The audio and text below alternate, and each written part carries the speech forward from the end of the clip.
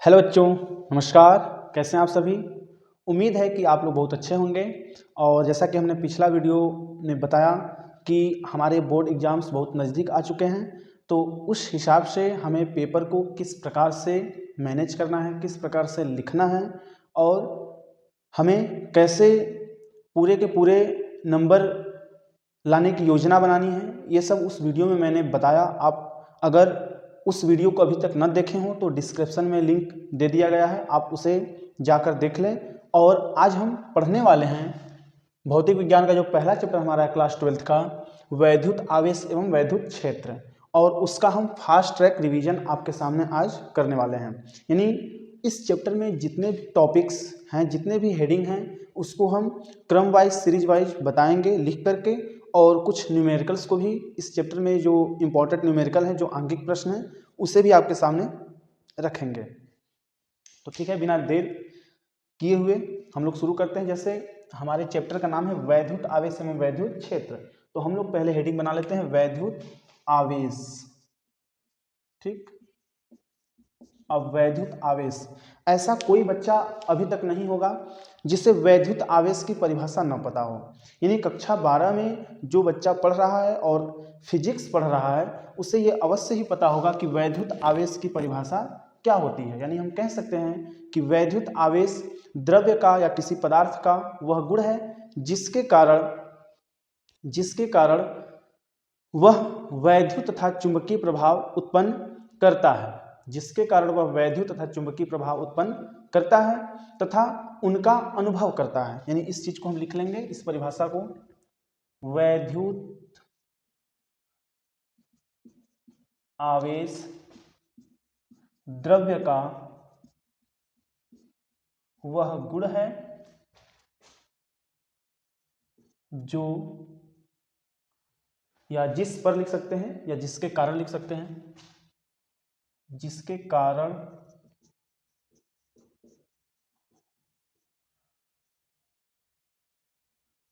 वह वैद्युत तथा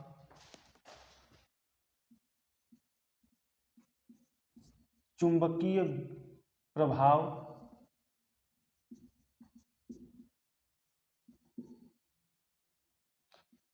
उत्पन्न करता है और उसका अनुभव करता है। इसी का हमने पिछले वीडियो में परिभाषा लिख करके बताया था, उदाहरण भी दिया था कि हमें पेपर में किस प्रकार से और कितना लिखना है ताकि हमारा अच्छा से अच्छा नंबर, अधिक से अधिक नंबर आ सके। तो हमने परिभाषा बताया आपको, वैद्युत आवेश द्रव्य का वह गुण है जिसके कारण वह वैद्युत तथा चुंबकीय प्रभाव उत्पन्न करता है और उसका अनुभव करता है। ठीक, ये रहा हमारा वैद्युत आवेश का परिभाषा। अब बात आती है कि वैद्युत आवेश के प्रकार कितने होते हैं। अब इसको हम पॉइंट्स बाय पॉइंट्स बनाते जाएंगे। हमने पहला स्टार दिखा दिया, इसको अगले स्टार पे हम दिखाएंगे वैद्युत आवेश के प्रकार। वैद्युत आवेश दो प्रकार के होते हैं। कौन कौन? फर्स्ट नंबर है धनावेश और सेकेंड नंबर है ऋणावेश। ठीक, सेकेंड नंबर है ऋणावेश, यानी पॉजिटिव चार्ज और निगेटिव चार्ज। ठीक है, अब अगला हमारा पॉइंट्स होने वाला है। मैंने कहा वैद्युत आवेश दो प्रकार के होते हैं। ठीक, एक धन आवेश, दूसरा ऋण आवेश। अब इन आवेशों के गुण क्या होते हैं, जैसे हमने पिछले वीडियो में बता रखा है और आपको पता भी होगा, आप तो पढ़ चुके होंगे आप लोग, कि जो आवेश होते हैं उनमें गुण होता है, उनकी प्रकृति होती है। यानी एक धन आवेश, दूसरा ऋण आवेश है। अगर हम ये कहें कि हम कोई भी दो पदार्थ लेते हैं, अगर दोनों पॉजिटिव या दोनों निगेटिव, यानी दोनों धनावेश हों या दोनों ऋणावेश हों, यानी सजातीय आवेश हों, तो दोनों एक दूसरे से दूर होंगे, प्रतिकर्षित एक दूसरे को करेंगे। और यदि इसके विपरीत एक प्लस दूसरा माइनस, यानी विजातीय आवेश हों, तो वह एक दूसरे को आकर्षित करेंगे, पास पास चिपकाएंगे। ठीक है, तो ये आवेश के गुण में आ जाते हैं। हम लोग क्या लिखेंगे, हम लोग लिख सकते हैं, कह सकते हैं कि सजातीय आवेश, क्या कह सकते हैं, सजातीय आवेश एक दूसरे को प्रतिकर्षित करते हैं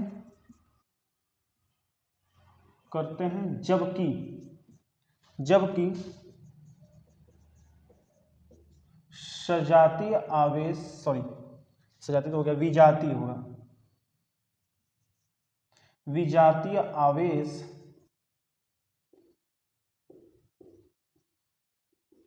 एक दूसरे को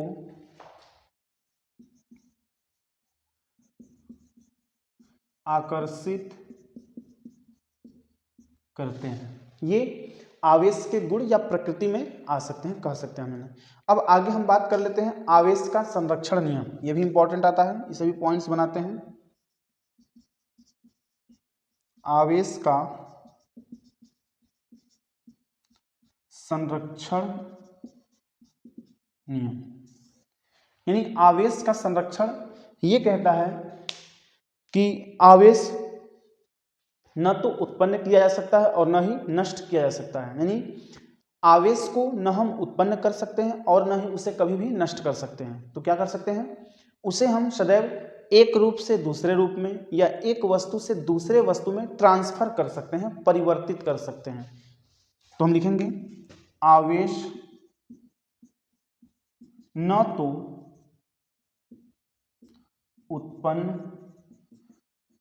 किया जा सकता है और न ही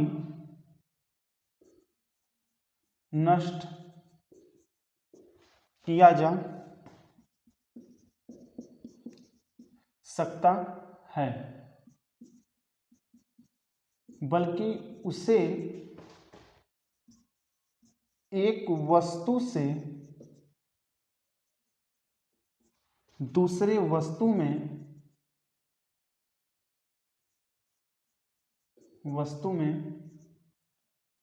स्थानांतरित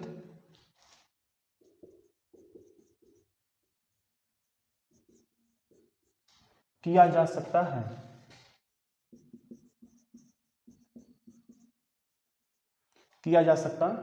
है। ये कह सकते हैं। ठीक, यानी आवेश संरक्षण का नियम क्या कहता है कि जो आवेश है वह न तो उत्पन्न किया जा सकता है और न ही नष्ट किया जा सकता है, बल्कि उसे एक वस्तु से दूसरे वस्तु में स्थानांतरित किया जा सकता है। ठीक, इसके बाद आगे हम क्या पढ़ेंगे, अगला पॉइंट हमारा हो जाएगा।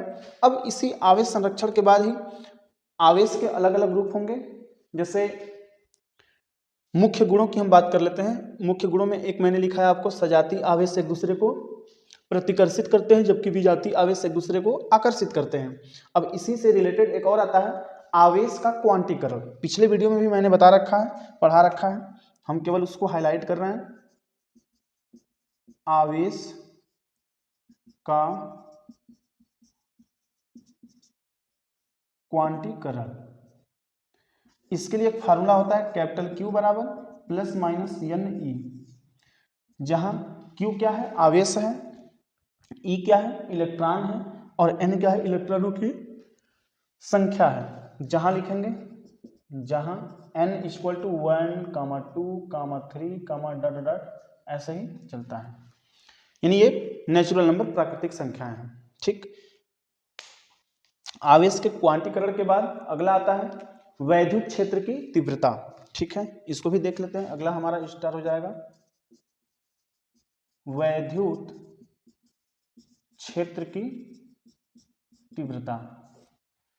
देखिए हम क्या कह सकते हैं, वैद्युत क्षेत्र की तीव्रता का परिभाषा अगर हम कहें तो कह सकते हैं कि वैद्युत क्षेत्र के किसी बिंदु पर रखे परीक्षण आवेश के प्रति एकांक आवेश पर कार्यरत बल को उस बिंदु का वैद्युत क्षेत्र की तीव्रता कहते हैं। ठीक, ये परिभाषा हो सकता है। और इसके लिए हम वैद्युत क्षेत्र की तीव्रता को कैपिटल E से प्रदर्शित करते हैं। तो E बराबर F अपॉन और परीक्षण आवेश को Q0 यानी Q0 बोलते हैं। ठीक, ये बोलते हैं। और अगर इनके मात्रक की बात करें तो यहाँ पर F बटे के Q है। F का मात्रक क्या होता है, न्यूटन, बल का मात्रक न्यूटन और आवेश का मात्रक कूलाम। तो न्यूटन प्रति कूलाम होता है वैद्युत क्षेत्र की तीव्रता का मात्रक। अब चूंकि हम लोग रिवीजन कर रहे हैं इसलिए हम फटाफट आपको बोल के फार्मूला केवल लिख दे रहे हैं। ठीक है, अब आगे हम बात करते हैं। आगे हमारा पॉइंट्स हो जाएगा जैसे आवेश वितरण की हम बात करेंगे। आवेश वितरण 3 प्रकार के होते हैं, रेखीय आवेश वितरण, पृष्ठीय आवेश वितरण और आयतन आवेश वितरण। ठीक है, तो हम पहले पॉइंट्स की बात करेंगे। रेखीय आवेश वितरण, रेखीय आवेश वितरण यानी सीधे सीधे इसका परिभाषा हम कह देंगे आपसे कि रेखीय आवेश वितरण किसको कहते हैं? जब आवेश का वितरण किसी एक रेखा में होता है, यानी जब आवेश का वितरण किसी एक रेखा में होता है तो वहां पर रेखीय आवेश वितरण होता है। ठीक है, या हम ऐसे सी आवेश का वितरण, जब किसी आवेश का वितरण किसी रेखा के अनुदिश एक समान रूप से होता है तो उसे रेखीय आवेश वितरण कहते हैं। ठीक है, इसका परिभाषा आप लोग लिखेंगे। सेकंड हम बात करेंगे पृष्ठीय आवेश वितरण। इसका परिभाषा क्या कह सकते हैं? जब किसी आवेश का वितरण किसी पृष्ठ के अनुदिश होता है तो उसे पृष्ठीय आवेश वितरण करते हैं। यानी कह सकते हैं, फिर से परिभाषा शुद्ध कि जब किसी आवेश का वितरण किसी एक पृष्ठ के अनुदिश होता है तो उसे पृष्ठीय आवेश वितरण कहते हैं। और तीसरा हम लोग कहेंगे फिर आयतन आवेश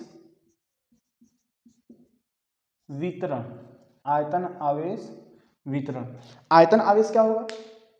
अब आयतन में सीधे सीधे पता है कि जब आवेश किसी वस्तु के संपूर्ण आयतन में वितरित होता है, जब आवेश किसी वस्तु के संपूर्ण आयतन में वितरित होता है तो उसे आयतन आवेश वितरण कहते हैं। अब जैसे ये मार्कर है तो इस मार्कर के अंदर अगर खोखला जगह है, कोई स्थान अंदर खाली है, उसमें हम क्या करते हैं? पानी भरते हैं। तो जितना उसमें पानी आता है वो इस मार्कर का आयतन कहलाएगा। तो अब ये पूरा का पूरा जो आयतन है, अगर पूरे आयतन में पानी फैला हुआ है तो वो क्या कहलाएगा? आयतन आवेश वितरण। पानी के रूप में आवेश फैला हुआ है तो वो क्या कहलाएगा? आयतन आवेश वितरण।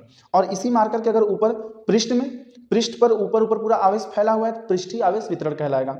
अगर इस पर एक लाइन में केवल आवेश फैला हुआ है तो वह रेखीय आवेश वितरण कहलाएगा। ठीक है, तो ये तीनों चीज हम यहाँ से तैयार कर लेंगे। इसके बाद अगला हेडिंग हमारा आता है, अगला पॉइंट्स आता है वैद्युत क्षेत्र। वैद्युत क्षेत्र, कुछ बच्चे होते हैं बड़ा कंफ्यूज होते हैं, सोचते हैं कि वैद्युत क्षेत्र और जो इसके जस्ट पीछे हमने वैद्युत क्षेत्र की तीव्रता को बताया वो दोनों एक ही होता है। तो ये सरासर गलत है। एक ही जैसा होता है लेकिन एक ही नहीं होता, थोड़ा बहुत डिफरेंट होता है। क्योंकि अगर एक ही होता तो दो अलग अलग हेडिंग क्यों बना करके बताया जाता है, और उसमें अलग फार्मूला इसमें अलग फार्मूला होता है। ठीक है, अलग चीज परिभाषा होता है, थोड़ा सा डिफरेंट है, उसको समझेंगे। यानी वैद्युत क्षेत्र की तीव्रता जो था उससे अलग वैद्युत क्षेत्र होता है। यानी इसका परिभाषा कहेंगे किसी आवेश के चारों ओर का वह क्षेत्र, किसी आवेश के चारों ओर का वह क्षेत्र जिसमें अन्य किसी आवेश को रखने पर उसके वैद्युत प्रभाव का अनुभव कर सकते हैं। यानी कोई भी एक आवेश है उसके चारों ओर का वह क्षेत्र, जैसे एक ये आवेश क्षेत्र में किसी अन्य आवेश को जब रखा जाता है, किसी अन्य आवेश को रखा जाता है तो ये जो अन्य आवेश है यह कुछ आवेश का अनुभव करता है, यानी वैद्युत उत्पन्न होती है। ठीक है ना, या वैद्युत प्रभाव का अनुभव करता है, तो ये क्या कहलाता है? वैद्युत क्षेत्र कहलाता है। ये जो इसका, अब जैसे हम फिगर से समझेंगे। अब मान लीजिए हमने कहा कि एक ये रॉड हमने रख दिया, ठीक है, एक रॉड रख दिया। अब मान लेते हैं कि इसका वैद्युत क्षेत्र यूं फैला हुआ है। ठीक है, इसके चारों तरफ ऐसे सर्कल में, चारों ओर सर्कल में फैला हुआ है। ठीक है, अब इस क्षेत्र के अंतर्गत अगर दूसरा कोई भी रॉड लाते हैं, मान लीजिए ये सब धन आवेशित है और ये क्या है? ऋण आवेशित है, जो भी है ऋण आवेशित चाहे धन आवेशित जो भी कहेंगे। तो हमने कहा कि कोई एक आवेश के चारों ओर का वह क्षेत्र जिस क्षेत्र में किसी अन्य आवेश को रखने पर या लाने पर वह वैद्युत प्रभाव का अनुभव करे, ठीक है, वैद्युत प्रभाव उस पर कार्य करे, तो फिर क्या कहलाएगा? अनुभव कर सकता है या करे तो वह वैद्युत क्षेत्र कहलाएगा। वह क्षेत्र क्या कहलाएगा? वैद्युत क्षेत्र कहलाएगा। समझ में आ गया बात? ठीक। अब इसके बाद इसके अगले पॉइंट्स की बात करेंगे, वैद्युत बल रेखाएं। वैद्युत बल रेखाएं। अब ये वैद्युत बल रेखाएं क्या होती हैं? वैद्युत क्षेत्र में खींची गई वह काल्पनिक निष्कोण वक्र रेखाएं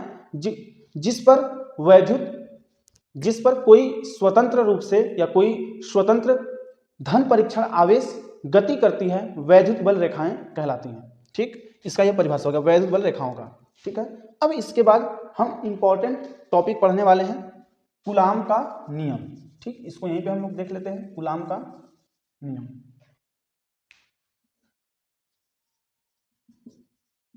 अगला हमारा स्टार्ट होने वाला है कूलाम का नियम। ये बड़ा ही इंपॉर्टेंट है, इसको मैं वेरी इंपॉर्टेंट लिख दे रहा हूं। आप समझ जाइए कि ये एग्जाम में लगभग हर वर्ष पूछा जाता है, या तो इससे उठा करके थ्योरी, या तो फिर न्यूमेरिकल्स, यानी फार्मूला होता है तो न्यूमेरिकल्स भी पूछ लेते हैं, डेरिवेशन पूछ लेते हैं, कुछ ना कुछ इससे रिलेटेड अवश्य होता है। ठीक है, तो कूलाम का नियम हम लोग देख लेते हैं। कूलाम का नियम क्या होता है या किसे कहते हैं। अब कूलाम के नियम में दो बिंदु आवेश होते हैं। ठीक, फिगर से हम लोग समझेंगे। पहला हमने लिखा Q1 और दूसरे को लिखा Q2, और इनके बीच की जो दूरी होती है वो स्मॉल r से हम दिखा देते हैं। यानी दो बिंदु आवेश हैं, दो बिंदु आवेश हैं और उनके बीच की दूरी कितनी है, स्मॉल r है। तो पहला बिंदु आवेश दूसरे पर और दूसरा बिंदु आवेश पहले पर बल आरोपित करते हैं, और कैसा बल है, F बल है। कैसा बल है, F बल है, बल F है। तो अब इसके अनुसार हम परिभाषा क्या बना सकते हैं, क्या कह सकते हैं कि किन्हीं दो स्थिर बिंदु आवेशों के बीच, किन्हीं दो स्थिर बिंदु आवेशों के बीच कार्यरत वैद्युत बल दोनों आवेशों के परिमाणों के गुणनफल, परिमाणों के गुणनफल। फिर से सुनेंगे क्या कहेंगे हम लोग परिभाषा, किन्हीं दो बिंदु या किन्हीं दो स्थिर बिंदु आवेशों के बीच कार्यरत, आवेशों के बीच कार्यरत वैद्युत बल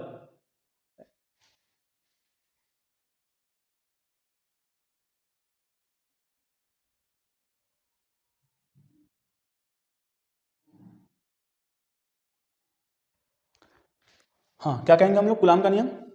ये हमने कह दिया कि एक Q1 बिंदु आवेश, दूसरा Q2 बिंदु आवेश है, और इनके बीच की जो दूरी है वो स्मॉल r है, और इन दोनों के बीच लगने वाला जो बल है F है। तो इस हिसाब से हम परिभाषा पहले क्या जानेंगे। हमने कहा कि किन्हीं दो स्थिर बिंदु आवेशों के बीच, किन्हीं दो स्थिर बिंदु आवेशों के बीच कार्यरत वैद्युत बल दोनों आवेशों के परिमाणों के गुणनफल के अनुक्रमानुपाती होता है तथा उनके बीच की दूरी के वर्ग के व्युत्क्रमानुपाती होता है। अर्थात हम लोग कह सकते हैं कि F proportional to Q1 into Q2 upon R square. ठीक, और जब इस प्रोपोर्शनल टू को हम हटाते हैं तो हमारा क्या बन के आता है,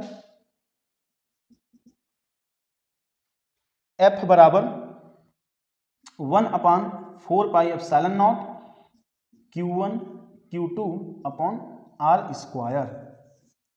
और जहां पर ये जो राशि है पूरा का पूरा क्या है, नियतांक है। अर्थात क्या लिखते हैं, 1/4πε0 बराबर 9 × 10⁹। ये इसका आंकिक मान होता है, आंकिक वैल्यू होता है। ठीक है, इसका मान होता है। हम जब भी न्यूमेरिकल्स करते हैं आगे तो इस पूरे का वैल्यू हम ये भरते हैं। अभी हम क्वेश्चन न्यूमेरिकल कराएंगे आगे तो उसको दिखाएंगे भी, आपको भर के पुट करके वैल्यू दिखाएंगे, सिद्ध करेंगे। ठीक, इसके बाद जो अगला हमारा होने वाला है वैद्युत द्विध्रुव आघूर्ण। अगला पॉइंट हमारा स्टार्ट होने वाला है वैद्युत द्विध्रुव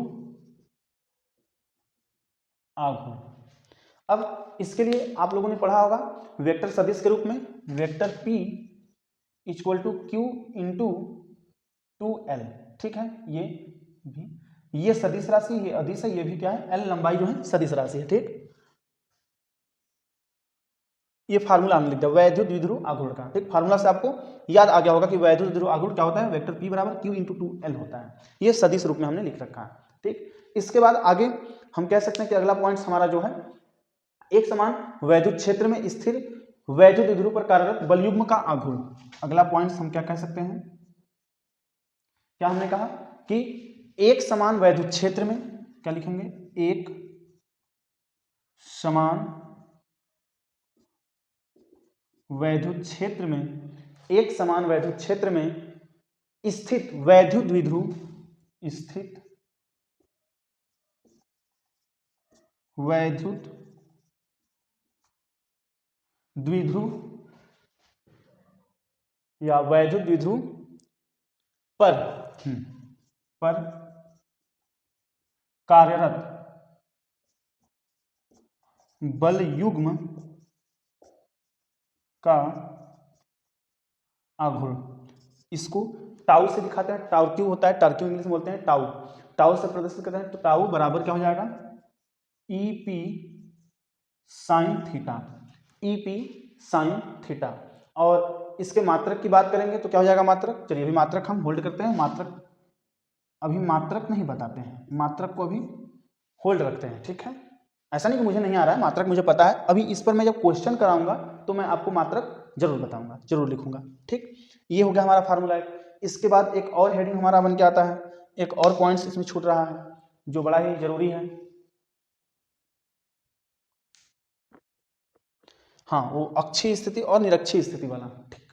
अक्षीय स्थिति और निरक्षीय स्थिति ये बड़ा ही जरूरी है, उसके लिए भी फार्मूला है, तो उसको हम यहां दिखा रहे हैं। आगे जो हमारा पॉइंट्स है इन्हें हम कह सकते हैं, उसको क्या कहेंगे, वैद्युत द्विध्रुव की अक्षीय स्थिति में, वैद्युत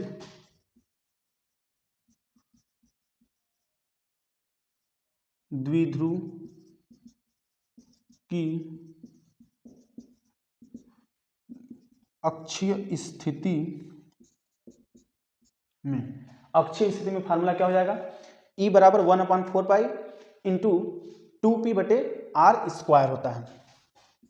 E बराबर 1/4 एप्सिलॉन नॉट और 2p अपॉन r क्यूब होता है, ठीक है। और इसके बाद वैद्युत द्विध्रुव की निरक्षीय स्थिति क्या होता है, निरक्षीय स्थिति, तो लिखेंगे वैद्युत द्विध्रुव की निरक्षीय स्थिति में, ठीक। निरक्षीय स्थिति में क्या हो जाएगा फार्मूला, तो निरक्षीय स्थिति के लिए E बराबर, जो हाँ 2p हो रहा था अब केवल p होगा, बाकी सेम वही रहेगा, तो क्या लिखेंगे इसको, फार्मूला E बराबर 1/4 epsilon 0 into p upon r cube, ये हमारा फार्मूला हो जाएगा, ठीक है। तो पहले चैप्टर में हमारे इतने सब पॉइंट्स, इतने सब टॉपिक्स थे जो हमारे लिए इंपॉर्टेंट है, पढ़ना है। अब इसमें से कुछ फार्मूला जैसे हम बात करेंगे, हमारे निगाह में आ रहा है एक कूलाम के नियम, इस पे हमने एक सवाल बना रखा है और एक हमने इस पर सवाल बना रखा है, ठीक। और एक जो मिटा दिए E बराबर F अपॉन Q0 जो वैद्युत क्षेत्र की तीव्रता था, इस पे हमने 3 सवाल बना रखा है और तीनों सवाल को हम आपके सामने अभी दिखाएंगे, ठीक है। तब तक हम इसको इरेज करें। हाँ देखिए, हमने क्वेश्चंस बना रखा है, क्रमशः हम क्वेश्चन को लिख रहे हैं और फिर उसको हम हल कर रहे हैं, सॉल्व कर रहे हैं आपके सामने। जैसे हमने पहला एक क्वेश्चन लिया है, क्वेश्चन नंबर फर्स्ट, ठीक है। हमने लिखा है दो प्रोटॉनों के बीच की दूरी, दो प्रोटॉनों के बीच की दूरी, हम हिंदी में पहले बोल दे रहे हैं, फिर इसको बस हम डाटा इसका लिख दे रहे, डेटा जो भी दिया है। दो प्रोटॉनों के बीच की दूरी 4 × 10⁻15 मीटर है, ठीक। तो r = 4 × 10⁻15 मीटर हो जाएगा। इनके मध्य लगने वाले बल का परिमाण एवं प्रकृति की गणना कीजिए। तो बोला है इनके मध्य लगने वाले बल का परिमाण यानी F चाहिए, ठीक। क्या चाहिए हमें, F चाहिए, और इनकी प्रकृति चाहिए। प्रकृति का मतलब कैसा प्रकृति है, वही जो मैंने कहा, आवेश का प्रकार या प्रकृति, यानी धनावेश है या ऋणावेश, यानी आकर्षण की प्रकृति है या प्रतिकर्षण की प्रकृति है, ठीक। तो हम लोगों को अच्छी तरह से पता होना चाहिए कि प्रोटॉन पर आवेश कितना होता है। हमने पीछे वाले वीडियो में भी ये बताया था और आज भी मैंने बताया कि जो प्रोटॉन होते हैं वो धन आवेश होते हैं, जो इलेक्ट्रॉन होते हैं वो ऋण आवेश होते हैं, और दोनों पर आवेश सेम होता है। चाहे प्रोटॉन चाहे इलेक्ट्रॉन पर आवेश सेम होता है, लेकिन प्रोटॉन पर धनात्मक और इलेक्ट्रॉन पर ऋणात्मक। तो हम प्रोटॉन पर भी जब कहेंगे आवेश की बात तो हम QP लिख देंगे, ठीक। यानी प्रोटॉन पर आवेश क्या होता है, तो दो प्रोटॉन है तो QP1 कर देंगे यहाँ पर, प्लस 1.6 × 10⁻⁻19 कूलाम, और QP2 कर देंगे तो प्लस 1.6 × 10⁻19 कूलाम, दोनों पर आवेश हो जाएगा। तो अब इसके लिए हम फार्मूला क्या बता रहे थे आपको, F = 1/4 epsilon not into Q1 into Q2 upon में r², ठीक। तो अब इसमें वैल्यू भरेंगे, और हमने ये भी अभी जस्ट बताया कि इसका वैल्यू क्या होता है 9 × 10⁻9 और इंटू इसका वैल्यू 1.6 × 10⁻⁻19 कूलाम इंटू 1.6 × 10⁻⁻19 कूलाम, और जो r का वैल्यू आपको दे रखा है वो क्या है 4 × 10⁻15 मीटर। तो इनका हम करेंगे होल स्क्वायर, तो क्या हो जाएगा 9 इंटू 10 के पावर 9 इंटू 1.6 इंटू 10 के पावर माइनस 19 और 1.6 इंटू 10 के पावर माइनस 19 अपॉन में क्या है 4 का होल स्क्वायर करेंगे तो 16 होता है इंटू 10 के पावर माइनस 13 मीटर स्क्वायर हो जाएगा। तो अब ये देखिए इससे ये सेम है कटेगा 10 टाइम्स में, ठीक है, इससे ये कटेगा 10 टाइम्स में, सही है। और ये हो जाएगा 9 इंटू इनका मल्टीप्लाई करेंगे क्या हो जाएगा 1.6 यानी मान लीजिए 16 है, अगर 16 नवा होता है 144 तो पीछे से एक अंक पे दशमलव लग जाएगा यानी 14.4 हो जाएगा इंटू। अब हम जो पावर है उसको देख लेते हैं। तो ये क्या है पावर। अभी ये देखिए 10 यहाँ बचा हुआ है, इनका तो हमने मल्टीप्लाई कर दिया, अभी नीचे क्या है 10 बचा हुआ है। तो इस 10 से अगर हम डिवाइड कर देंगे तो अब ये पॉइंट एक स्थान बाईं ओर आ जाएगा, तो ये भी कैंसिल हो जाएगा। अब हमें पता है कि गुणा में घात जोड़ते हैं तो -19 क्या हो जाएगा -38 हो जाएगा। तो 10 के घाते -38 इंटू ये -30 ऊपर जाएगा +30 बचेगा, +30 और 9 कितना जाएगा 30 और 9 39 हो जाएगा। तो 10 के पावर कितना हो जाएगा, कितना जाएगा प्लस में 39, ठीक। तो 39 में से 38 घटेगा तो क्या बचेगा 1.44 इंटू 10 या 10 की पावर 1, तो ये फिर से 14.4 हो जाएगा। और बल का मात्रा क्या होता है न्यूटन, क्या होता है न्यूटन होता है, F बराबर, ठीक। ये हमारा आंसर बन जाएगा। और इनका जो प्रकृति का बात किया है तो दोनों धन आवेश हैं, दोनों धन आवेश हैं तो क्या हो जाएगा प्रतिकर्षण बल हो जाएगा, ठीक है, ये हो जाएगा। इसके बाद अगला हमारा जो सेकंड क्वेश्चन है क्वेश्चन नंबर 2, ये कह रहा है कि वैद्युत क्षेत्र के किसी बिंदु पर स्थित 5 × 10⁻⁴ कूलाम आवेश, ठीक। तो आवेश हमसे क्यों बोला है या क्यों नॉट भी यहाँ लिख सकते हैं, क्या बोला है 5 × 10 के पावर -4 कूलाम है, ठीक है, कूलाम लिख लेंगे।